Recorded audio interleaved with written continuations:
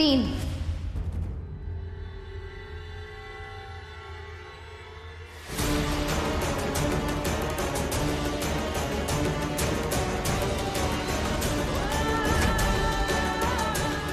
तो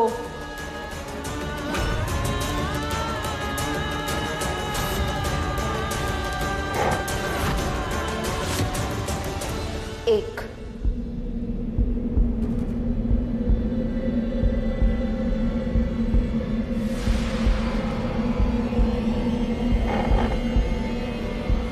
रुक जाइए।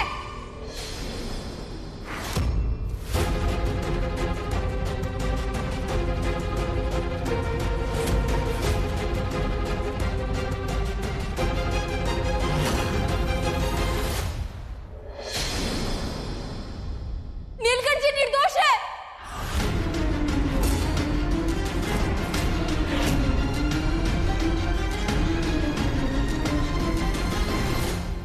ये देखिए, ये वही बंदूक है जो उस दिन नीलकंठ जी के हाथ में थी,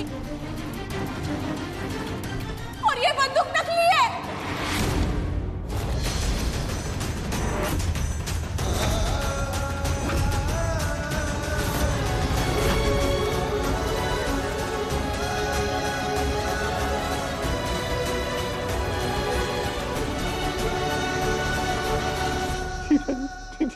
हमारे नील सब ठीक हो जाए।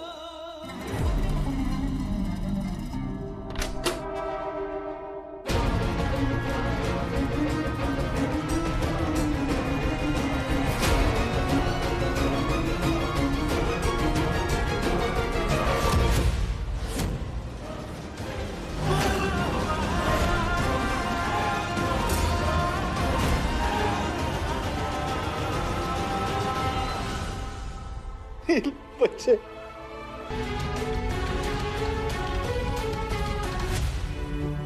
थैंक यू अल्लाह मियां, थैंक यू। अगर आज मेरा भेजा हुआ पार्सल लेकर अलगू वक्त पर नहीं आती तो मैं कभी खुद को माफ नहीं कर पाती। और हमने भी पता किया है, नकली बंदूक पर उंगलियों के निशान नीलकंठ के हैं।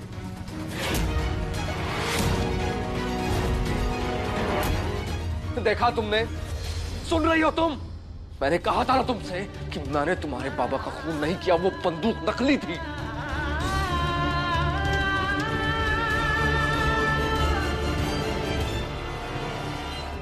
मुझे नहीं पता बंदूक असली थी या नकली। मैंने खुद अपनी आंखों से देखा था, इसने गोली चलाई थी और गोली मेरे शौहर को लगी थी। इस सबूत के बारे में कोर्ट को बताना होगा। शायद आप जानते नहीं हैं जेलर साहब, मेरी पहुंच कहां तक है। अगर आपने कोर्ट का ऑर्डर मानने से मना किया तो मैं खुद आपको नौकरी से निकलवा दूंगी।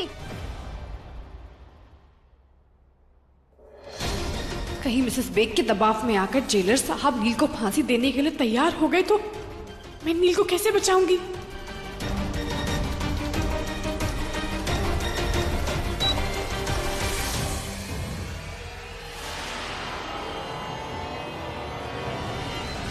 अब मैं आपको छोड़ के कहीं नहीं जाऊंगा। मैंने तो आपके दुश्मन नीलकंठ को रास्ते से हटाने की कोशिश भी की, लेकिन अब्बू बीच में आ गए और गोली उन्हें लग गई। पर फिर भी मैंने नील पे गोली चलाई और उसकी नकली बंदूक को बदल के असली बंदूक रख दी।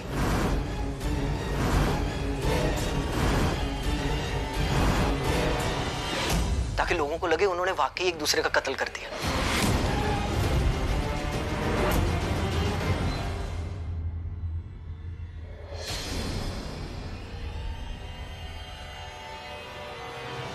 रज़ाला, क्या है ये?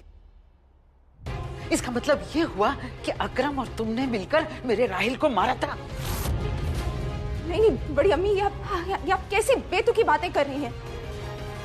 ये मुझे नहीं पता ये कैसे हुआ। ये वीडियो फर्जी है, कोई मुझे फंसाने की कोशिश कर रहा है। वरना आप ही बताइए, ये प्रोजेक्टर यहाँ कैसे आता? भोलेनाथ की कृपा है, भोलेनाथ ने एक निर्दोष को दंड पाने से बचा लिया। मेरी सरस्वती के आशीर्वाद का कवच अपने भूले की रक्षा कर रहा था। जेलर साहब, ये अपराधी आपके सामने खड़े हैं, गिरफ्तार कीजिए इन्हें। नहीं, मैं इसलिए वापस नहीं आता कि सारी जिंदगी जेल में सड़ूं। मैं जेल नहीं जाऊंगा अम्मी, मैं जेल नहीं जाऊंगा। हवलदार, अरेस्ट हिम।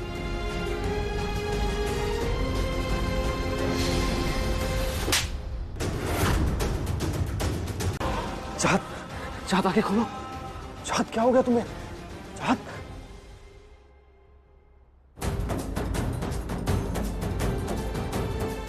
चाहत, चाहत आंखें खोलो अपनी।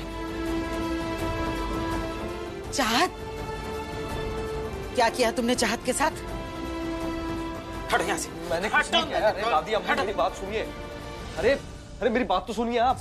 चाहत बेटा आंखें खोलो, क्या हुआ बेटा तुम्हें? दादी अम्मी वक्त बर्बाद मत कीजिए। आप डॉक्टर को बुलाइए। इस आदमी को धक्के देकर बाहर निकाल दो। दूर रहो, पत्नी है मेरी। मैंने कहा ना बाहर निकालो इसे, दूर रहो इससे। चाहत मेरी बात।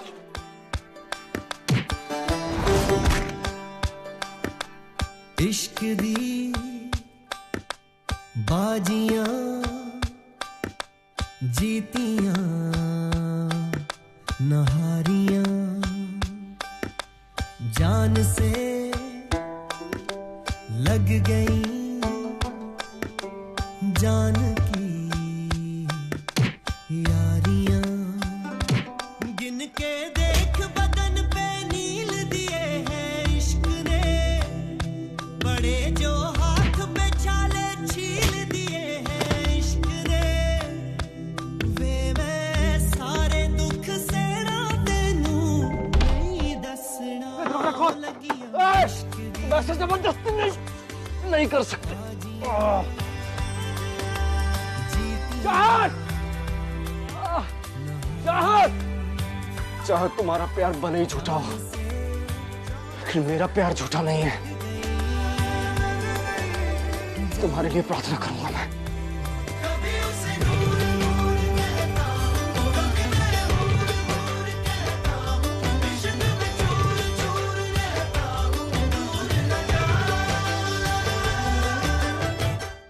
नीलकंठ जी, ये क्या? आप तो मंदिर के काम से बाहर गए थे ना, फिर ये सब? गजाला बेग की रैली जा रही थी, वहां पर मैंने चाहत को देखा। कहीं उन लोगों ने आपको मारा पीटा तो ना ठहरा ना? अरे वो सब छोड़ो ना, मुझे उसकी चिंता नहीं है। चाहत की तबीयत ठीक नहीं है, खड़े खड़े बेहोश हो गई। वो है भी इतनी नाजुक कि पता नहीं उसका ख्याल कौन रखेगा। मुझे चाहत के लिए प्रार्थना करनी है, मैं जाता हूँ। रुकिए, आपके घाव से खून बह रहा है, मुझे पहले पट्टी करनी है। चलिए। अरे दूर हटो, नहीं चाहिए। आप चलिए मेरे साथ।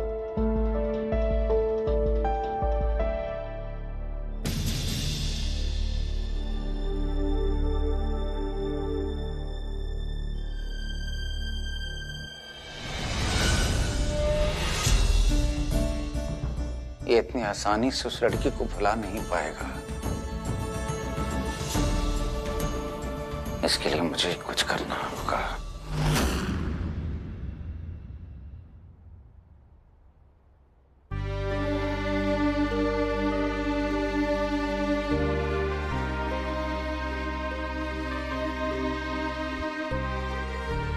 इसीलिए मुझे चक्कर आ रहे थे।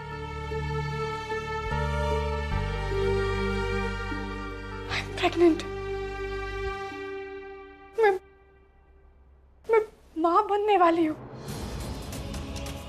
नील, हम पापा बनने वाले हैं। हमारे बीच हालात चाहे जो भी हो, मैं इतनी बड़ी खबर आपसे नहीं छुपा सकती। मैं भी जाकर नील को बता कर आती हूँ। तुम खुद को दोषी नहीं मान सकती। तुम दुनिया के सबसे खूबसूरत अनुभव से खुद को वंचित नहीं रख सकती। चाहत, चाहत, मैं बाप बनना चाहता हूं, और मुझे ये बात भी पता है कि तुम्हारी भी इच्छा है मां बनने की।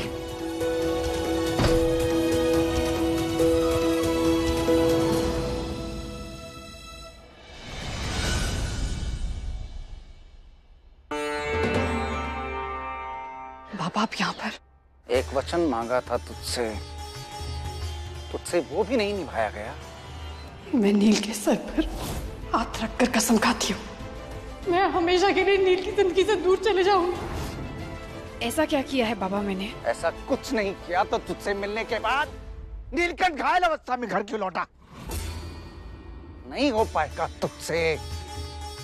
जब तक तू शहर में रहेगी, ना तू नीलकंठ के बिना रह पाएगी, ना नीलकंठ तुझसे मिला बिना रह पाएगा। और तुम दोनों का ये बेबेद प्रेम मेरे बेटे के प्राण लेकर रहेगा। और ये दृश्य देखने से पहले मैं सरस्वती के पास चला जाऊंगा।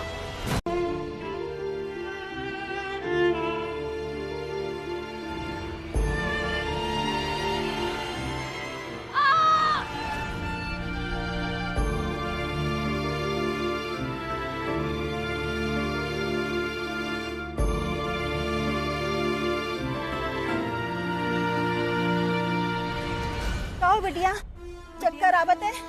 अरे कोई तो तनिक पानी लाओ। ये लीजिए।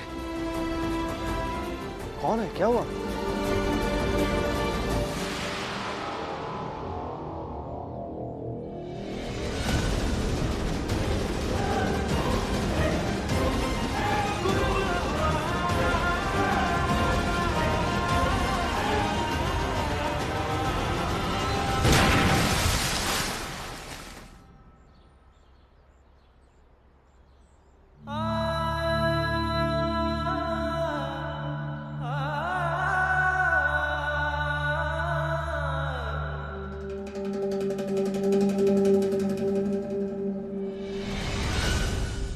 भोलेनाथ, 9वां महीना चल रहा है, लगता है इसके दर्द उठने लगा है।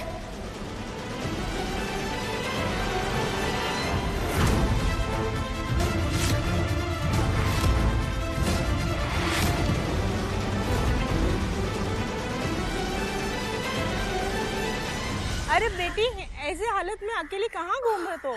कहाँ है आपके पतिदेव?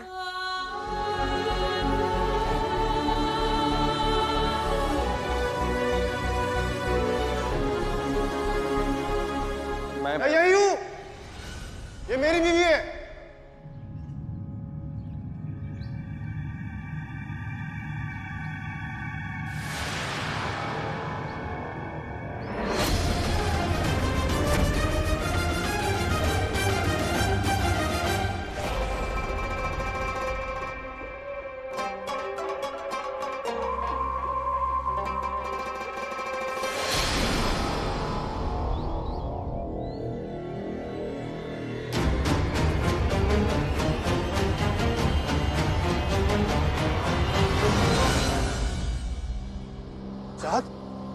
चाहत, तुम ठीक हो? चाहत, तुम्हें कुछ नहीं होगा, राइट? हम अभी हॉस्पिटल जा रहे हैं। हाँ, तुम टैक्सी तक चल पाओगी? देर मत करना बाबू, बच्चा किसी भी वक्त हो सकता है, कहीं ऊंच नीच ना हो जाए। चाची, मैं चाहत को कुछ नहीं होने दूंगा। चाहत, तुम्हें कुछ नहीं होगा, ओके? मैंने तुम्हें पहले भी बचाया और अभी भी कुछ नहीं होने दूंगा।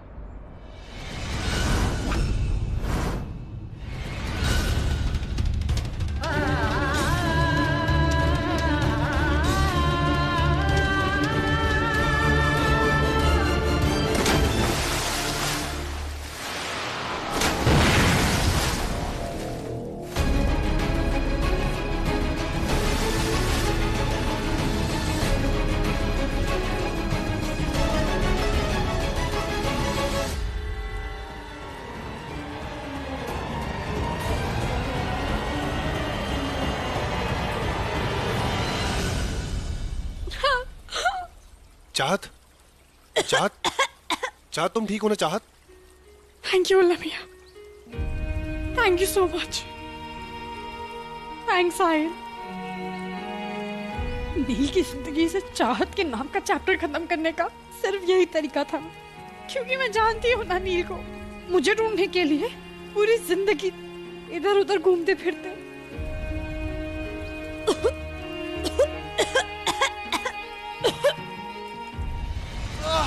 साहिल, साहिल, साहिल, साहिल, साहिल, ये खून। आई थिंक एक्सप्लोजन की वजह से हो गया। चाहत, तब पता नहीं चला, शायद टांग सुन हो गई थी। साहिल, साहिल केयरफुल केयरफुल केयरफुल केयरफुल। चाहत मुझसे खड़ा नहीं हुआ जा रहा। साहिल आई एम सॉरी, मेरी वजह से ये। Oh no. कोई बात नहीं चाहत, ज्यादा से ज्यादा क्या होगा, अपाहिज हो जाऊंगा ना। तुम्हारे और तुम्हारे खानदान के लिए कुछ भी चाहत।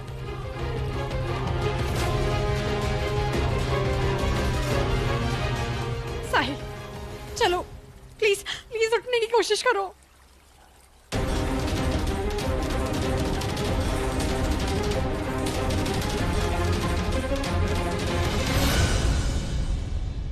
भैया प्लीज टैक्सी बुलाइए प्लीज।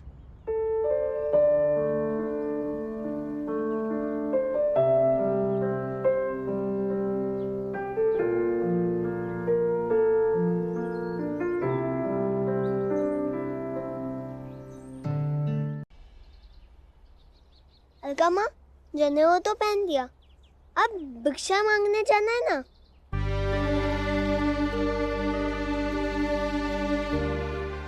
श्लोक बेटा, तू भिक्षा मांगने अम्मा के साथ जाना, मुझे कुछ जरूरी काम है। तुम साथ में नहीं चल रही? मामी, श्लोक को तो झूठा दिलासा दे दिया मैंने, लेकिन मैं जानती हूँ इसके बाबा जानबूझकर उसके उपनयन संस्कार पर नहीं आए। लेकिन अब उन्हें सफाई तो देनी पड़ेगी।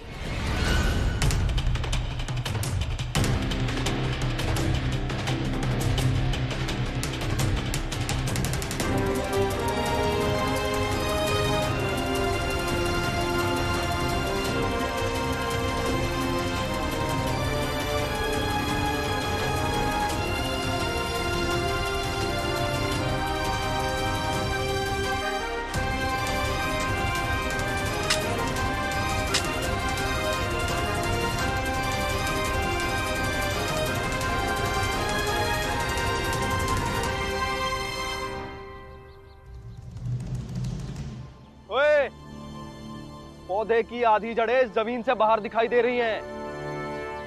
थोड़ी सी हवा चलेगी ना तो उड़ जाएगा ये। खुदाई कैसे करने अब ये बताऊं मैं? मारेगा उसको। साइड रख।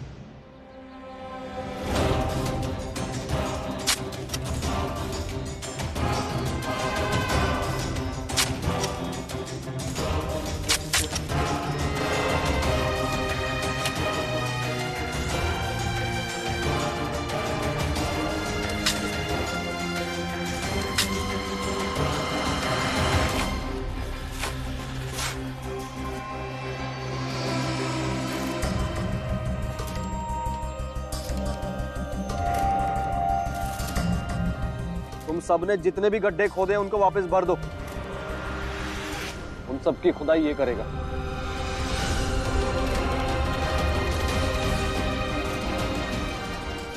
जब ये पेड़ छांव देंगे, बैठने के लिए सब आ जाएंगे। ये सिंचाई करना आता नहीं है कामचोरों को। अरे वाह नीलकंठ जी, आप तो बहुत कुछ जानते हैं सिंचाई के बारे में। तो घर पर वो बच्चा मुरझाया सा क्यों है नीलकंठ जी? क्यों आपका बेटा आपके प्रेम के लिए तरस रहा है? आओ बच्चों जल्दी आओ आओ। चलो चलो चलो। और सुनो बच्चों, भिक्षा लेने में कोई शर्म की बात नहीं है। आज से जनेऊ पहना है ना तुम लोगों ने, तो इसे धर्म समझकर पूरी श्रद्धा से भिक्षा लेना। और भिक्षा देने वालों को धन्यवाद कहना और उनके पैर छूना, है ना? ये ले, हमारे पोथू पंडित को सबसे पहली भिक्षा उसकी अम्मा की तरफ से। जीते रहे।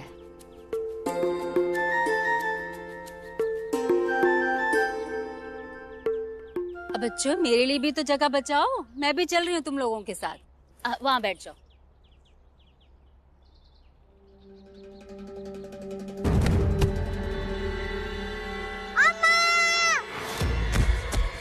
चल चल जल्दी निकल, गाड़ी निकल, गाड़ी निकल।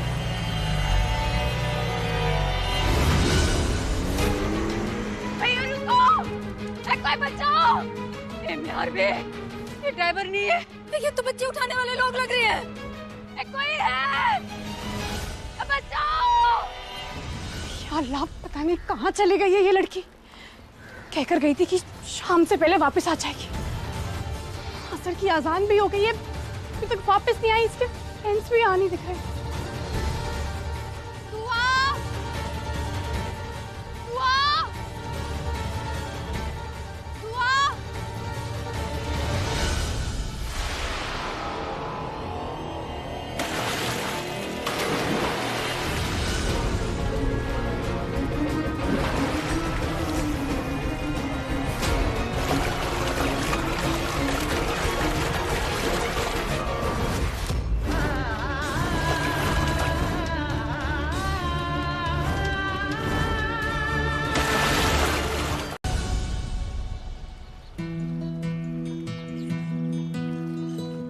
इतने नन्हे से हाथों से आपने अपनी जान को खींच कैसे लिया? आप तो बहुत ब्रेव हो गई है। अब कोई रास्ता भी तो नहीं था ना अम्मी, वरना फिर लोग क्या कहते कि अम्मी इतनी बड़ी डॉक्टर है, लोगों की जान बचाती है। और बेटी, मुझे लोगों के प्रेशर में आके आपकी जान बचानी पड़ी। इतू सी हो पर हरकतें बिल्कुल दादी अम्मी जैसी करती हो। दादी अम्मी डंडे भी मारती है। अब उठिए और घर चलिए, वरना फिर आपको सर्दी हो जाएगी। आपका ध्यान रखना भी ना क्या आफत है। क्या फायदा सारी दुनिया की जान बचाकर, जब तुम्हारी अम्मी तुम्हारे भाई की जान नहीं बचा पाई। काश वक्त का पहिया घूम सकता, काश आज दुआ के साथ उसका भाई भी होता। एक तो भोलेनाथ, आपने मुझे बनाया भी इतना अकेला है। अगर मेरा कोई भाई या बहन होती तो हम दोनों मिलके पापा को मना लेते। वो मेरी भूल बाबा से छुपाता और मैं उसकी। फिर तो बाबा मुझसे जरूर प्यार करते। मेरे लिए भाई या बहन आपने क्यों नहीं बनाया भोलेनाथ?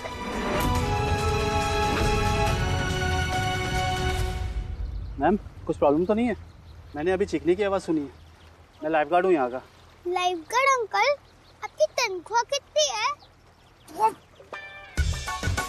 जी? आपको हर महीने कितने पैसे मिलते हैं? 12,000 रुपए मैडम। एक काम करिए, वो 12,000 आप मुझे दे दीजिए, क्योंकि अभी आपका काम तो यहाँ पे मैं कर रही हूँ। पता है, मेरी अम्मी यहाँ पे अभी डूबने वाली थी। अगर उन्हें कुछ हो जाता तो वो तो अच्छा हुआ कि मैंने टाइम पे आके अपनी अम्मी को बचा लिया। गलती हुई है तो सॉरी बोलिए। Sorry madam. मुझे नहीं, अम्मी को। सॉरी मैम, मैं चाय पीने चला गया था। लाइफगार्ड का काम चाय पीना होता है क्या? बिल्कुल नील की परछाई है ये। मैं तो दुआ में हर रोज आपको ही देखती हूँ नील, लेकिन काश आप अपनी बेटी को देख पाते। अगली बार से ऐसी मिस्टेक नहीं होनी चाहिए, वरना अल्लाह मियाँ से मैं आपको सजा दिलवाऊंगी। क्यों आफत है, हर चीज का ध्यान मुझे ही रखना पड़ता है। चलिए अम्मी, वरना आपको सर्दी लग जाएगी।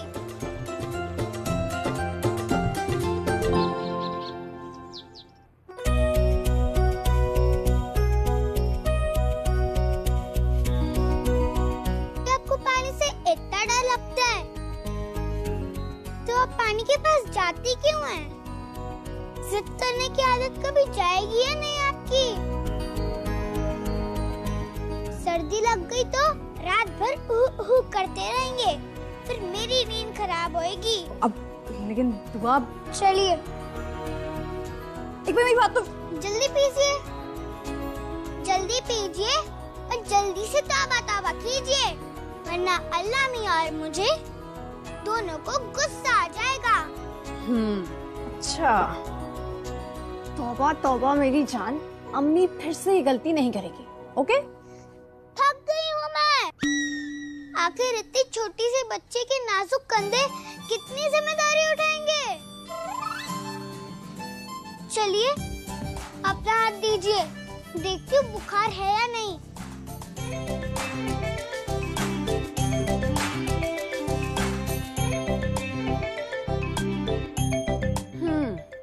दुआ बेटा, टेम्परेचर ऐसे चेक नहीं करते हैं, ऐसे पल्स चेक करते हैं। बुद्धू। अच्छा, मैं बुद्धू। पानी से डर लगता है, फिर भी पानी के पास तो मैं गई थी ना, और गीले बाल लेके पंखे के नीचे तो मैं बैठी हूँ ना। और तो और घर आते ही फ्रिज से ठंडा पानी निकाल कर पी लिया तुमने। किसने बना दिया तुम्हें डॉक्टर? जो खुद का ख्याल नहीं रख सकती वो मरीजों का ख्याल कैसे रखेगी?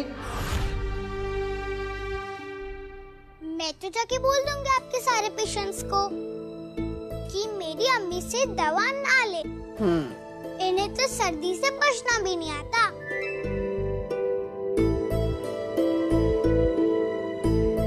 दुआ, इतनी छोटी सी बात पे इतना सारा गुस्सा। अब मुझे गुस्सा आता है तो मैं करूँ क्या?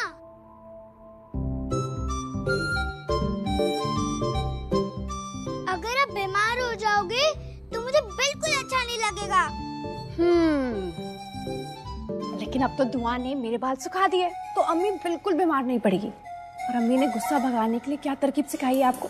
आइए बैठिए, आप यहाँ अम्मी के पास बैठिए। आईज क्लोज, अम्मी की चीक्स पे हाथ रखो। Good girl. 10 9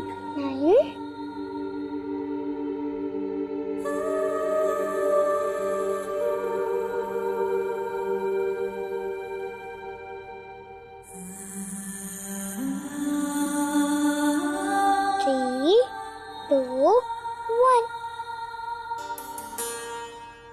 गुड बच्चा।